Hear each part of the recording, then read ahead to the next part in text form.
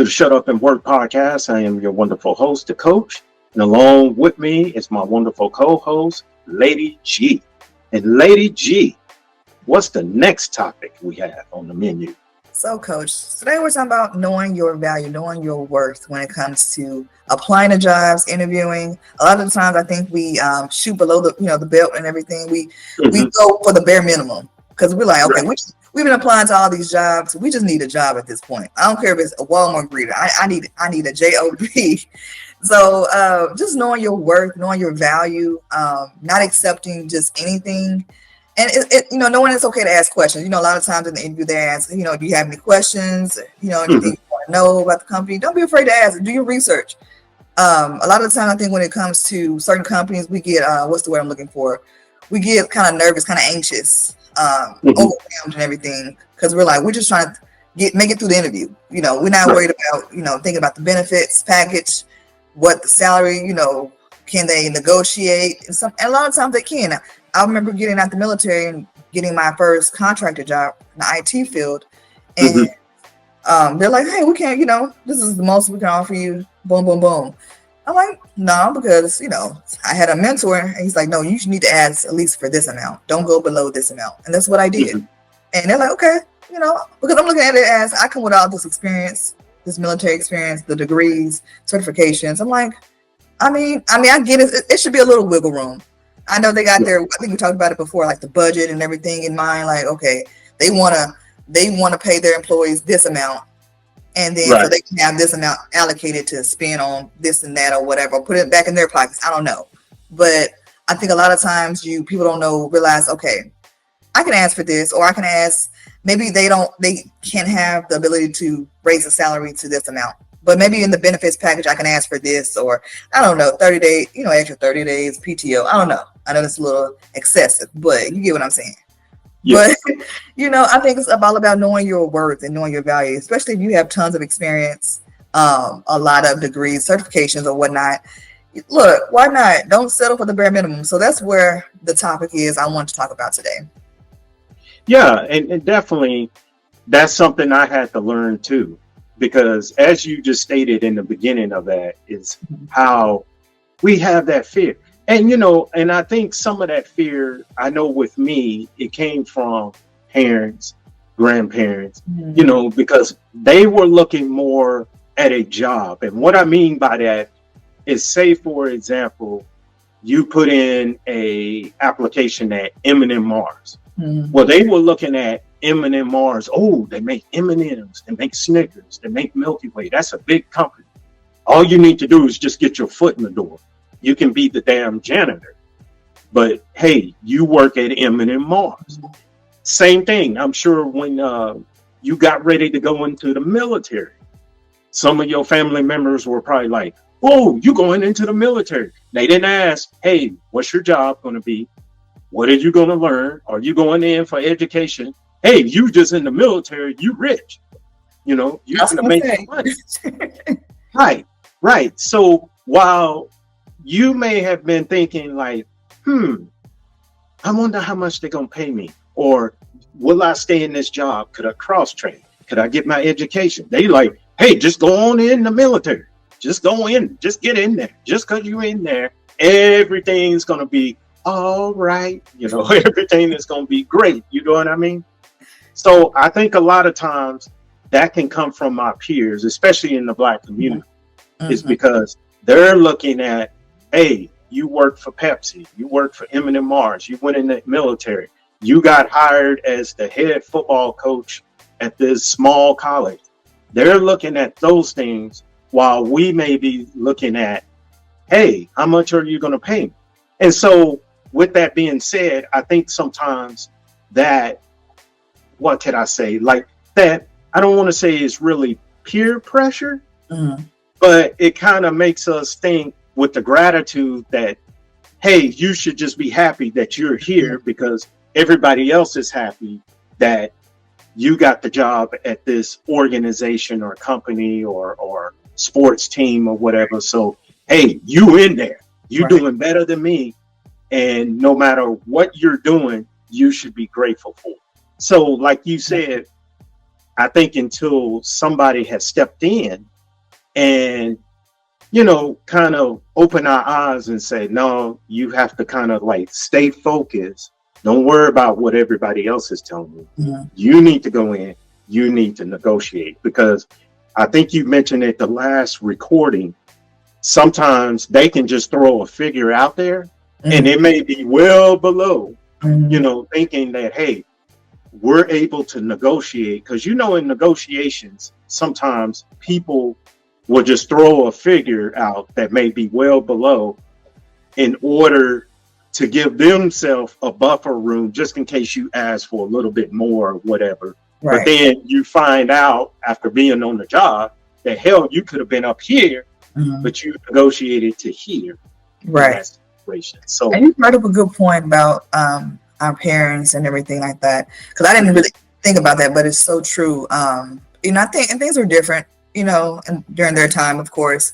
So, they could have had all the experience in the world, but they're looking at it probably as they got to feed their family, they got kids to feed and things like that. So they're not looking at it like, oh well, I don't care what John say.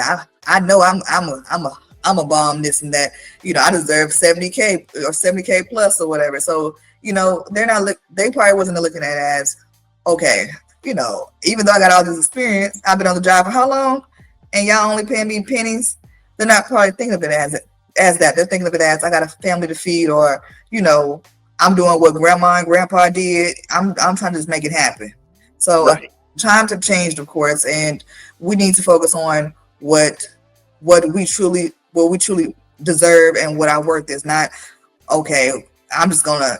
Sometimes, it's okay to get your foot, put it in the door or whatever, but at the same time, it's like, if you're bringing a ton of value to the company or to the organization, then okay, you need to negotiate, your benefits package, or what you feel like you're worth, your salary and everything like that. Do your research. There's plenty of tools out there on Google. It's free, and so you can see just what I think it's on Indeed or something like that.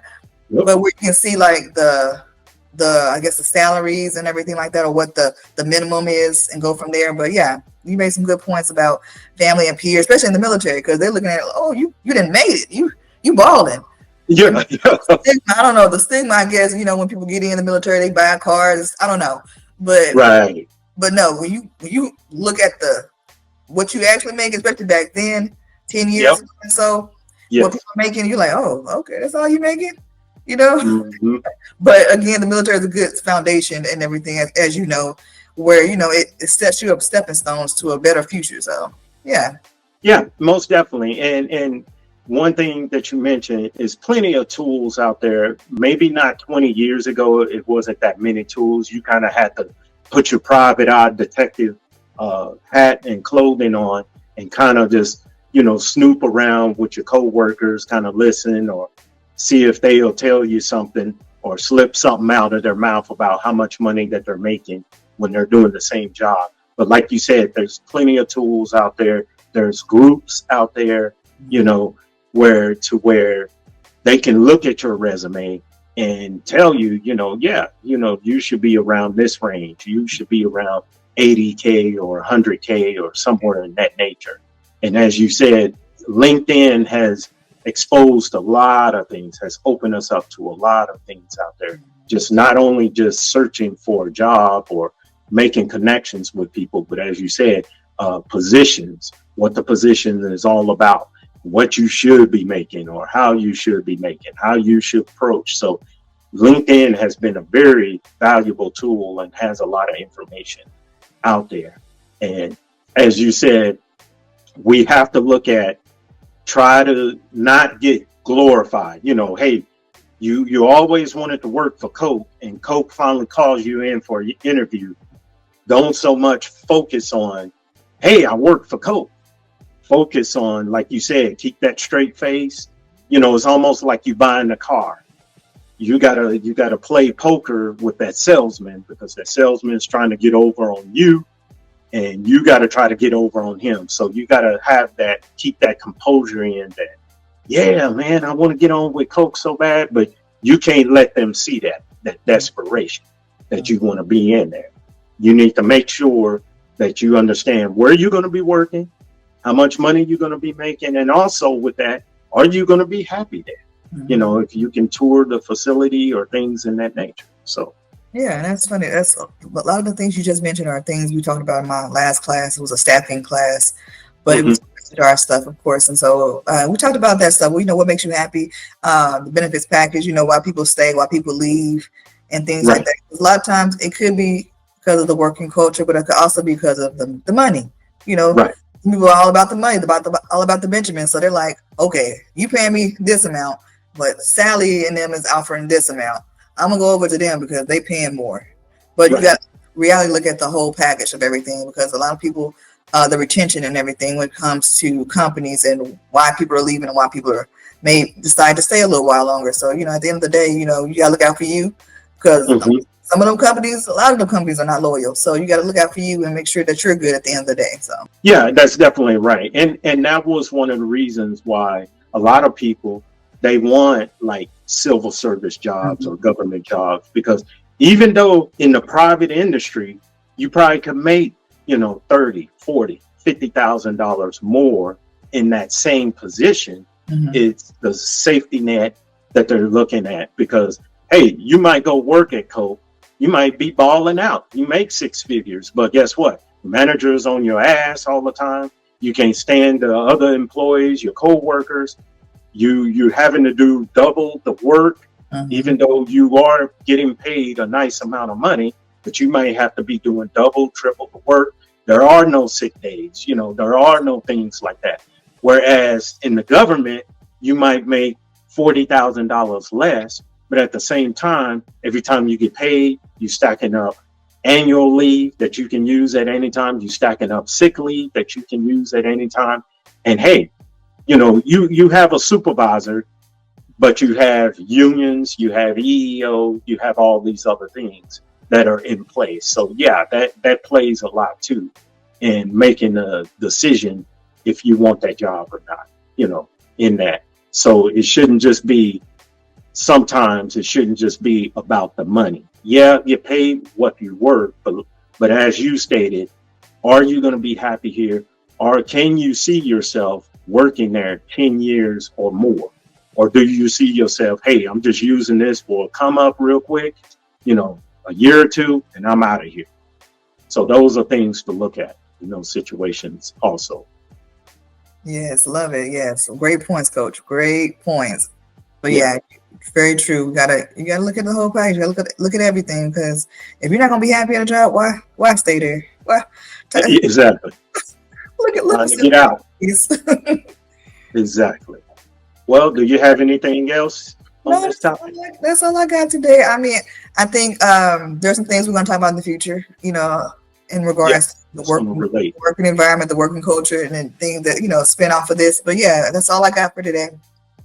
All right. Well, that sounds good. Well, everybody, please like, share, and subscribe and continue to listen. And also, we want to hear your comments. What do you feel about this? Have you experienced going for the money and then find out that, hey, this job is a total nightmare? Or maybe it turned out great for you. So, either way, let us know. We'll see you on the next episode. Take care. Thanks for watching. And also, if you are having trouble or are currently working in a toxic workplace, then look no further than my book. It's available on Amazon called Shut Up and Work Surviving Then Escaping the Workplace. Other than that, have a great day. Take care. Peace.